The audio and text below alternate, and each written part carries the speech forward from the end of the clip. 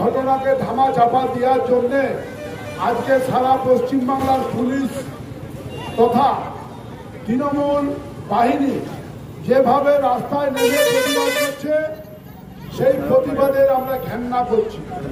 আমি সর্বপ্রথমেই অনার ওসিকে অভিনন্দন জানাবো।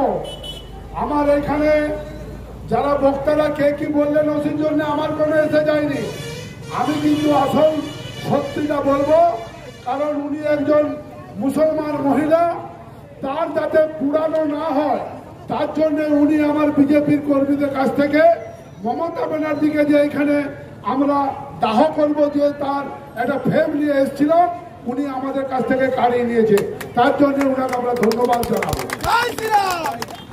আমাদের 1 নম্বর বক্তব্য, এই পুলিশ মন্ত্রী মমতা ব্যানার্জিকে পদত্যাগ করতে হবে। দ্বিতীয় বক্তব্য, এই স্বাস্থ্যমন্ত্রী মমতা ব্যানার্জিকে পদত্যাগ করতে। আর এই মহিলা মুখ্যমন্ত্রী নয়, এই একজন মুসলমান মুখ্যমন্ত্রী।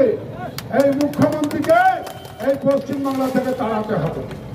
উনি বলছেন ছোট ঘটনা, আমরা বলছি এটা ছোট ঘটনা নাকি বড় ঘটনা?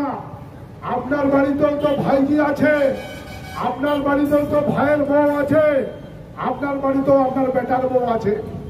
তাদেরকে একটু পাঠিয়ে দেন না, তাদেরকে একটু পাঠিয়ে দেন, দেখুন কেমন লাগে। আপনার লজ্জা থাকা দরকার। আপনি একজন মহিলা মুখ্যমন্ত্রী হয়ে আমার বাড়ির মা বোনদের রেট বাঁধছেন। এর আগে রেট ছিল 50,000, 30,000, 20,000, এরপরে আপনি রেট বেঁধেছেন 10 লাখ। আমি তৃণমূলের নেতাদিকে বলবো, আমাদের ঘরের মা বোনদের যদি এই অবস্থা হয়, আপনারা কি পার পাবেন নাকি? আপনাদেরকেও কি এলাকার মানুষ ছেড়ে কথা বলবে নাকি?